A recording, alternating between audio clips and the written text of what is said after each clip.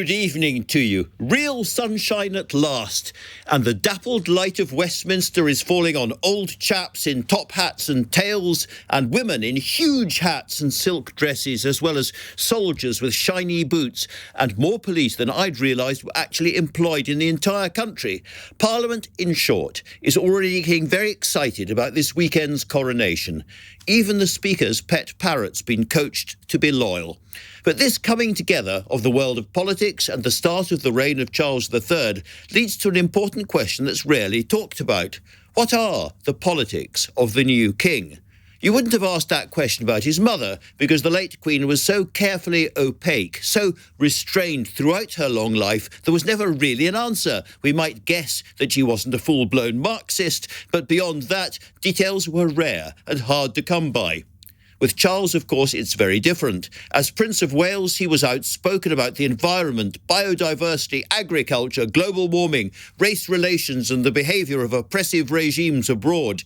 He was no fan of the Iraq War, and he would on other occasions bombard ministers with letters urging them to do this or that, the notorious so-called Black Spider letters, a reference to his handwriting. He has said himself that he is not so stupid as to speak out in the same way as King. He understands the difference. But interestingly, he's been giving what we might call hand signals since ascending the throne. As monarch of post-Brexit Britain, he wanted his first state visit to be to France. And when that was impossible because of the riots there, he went to Berlin, where he spoke to the Bundestag in German. Then in February, when Rishi Sunak was trying to tie up the Windsor framework over the Northern Ireland Protocol, the King hosted Ursula von der Leyen, the EU president, at the palace, and he was roundly criticised by Jacob Rees-Mogg and Nigel Farage for doing so. Earlier on, he gave hundreds of his staff a £600 payment from his own pocket to help them through the cost of living crisis. Was that also a little message to the government? We remember fondly his dear, oh dear, greeting to Liz Truss when she came to see him at the end of her short and disastrous premiership. He's visited a food charity in East London, his son William's been to a homelessness charity and sold the big issue on the streets. More recently still, the King has ensured that those invited to his coronation included more than 850 so-called local heroes who'd helped their communities. Those are people like the boy who slept in a tent to raise money for a hospice, or a teenage leukemia survivor who persuaded supermarkets to help elderly people in Blackburn during the pandemic lockdowns, rather than the usual grand political suspects. I don't think he's party political, but I do think we're beginning to see a pattern here which suggests that we have, put it this way, a liberal or communitarian tinge to the monarchy now. But maybe I am completely wrong. To talk more about this, I'm joined by the historian and columnist for the Sunday Telegraph, Simon Heffer, and the Labour MP, also something of a historian and now a knight, Chris Bryant. Welcome to you both. Let me start with you, Chris. Do you think, by and large, this is a more liberal monarchy than we had seen before? Well, I don't think he's a paid-up member of any particular party. We can agree on that. And I think he fully understands the constitutional niceties of a little nudge is all right, but a hefty shove is not on. You know, there are moments when I think the monarchy has a beautiful role to play. I remember Princess Diana first visiting an AIDS ward, and not only doing that, but hugging patients. And that sent out, I mean, more than any speech by any MP could ever deliver, that sent out a message. And if liberal means wanting to embrace the whole diversity of the United Kingdom, then I'm right behind him. He knows very well that the only opinions he can have and can express in public are the opinions of his ministers. And that will be as true if we have a Labour government next year as it is now when we have a Conservative government. So I don't think there's any problem there. There's also a precedent. I mean, King Edward VII, who had been Prince of Wales for almost as long as our present king was Prince of Wales, he was 59 when he came to the throne, was deeply distrusted by his mother, Queen Victoria, in the last 10 or 15 years of his apprenticeship, because he would express political opinions. Indeed, when he became king, he did one or two quite political things. He rewrote his coronation service because he thought it was so objectionable to Roman Catholics that he had to say certain things about them that he deeply disapproved of.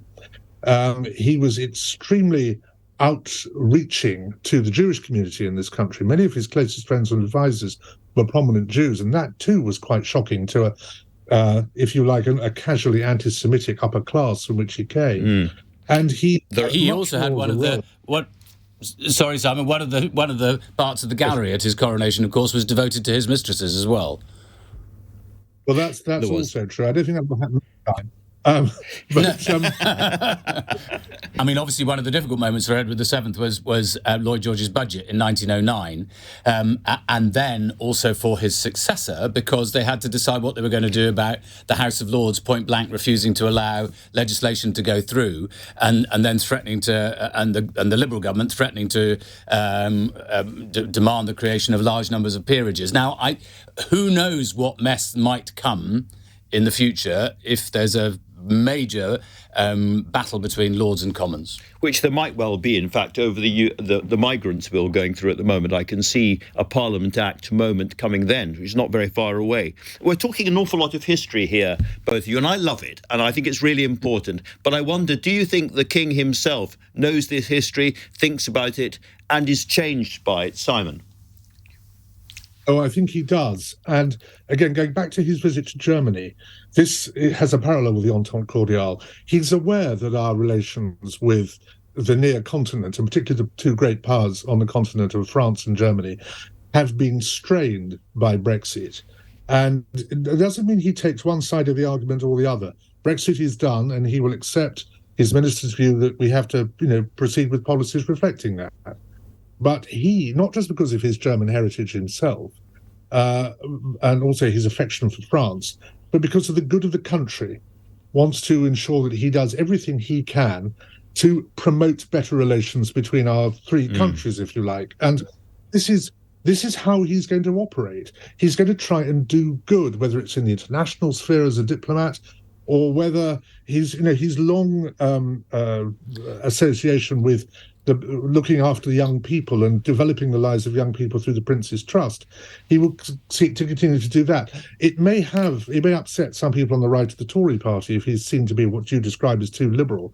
I don't think it's about being liberal. I think it's about something that will come out in the coronation on Saturday, him following the Christian principles of the church of which he is now supreme governor.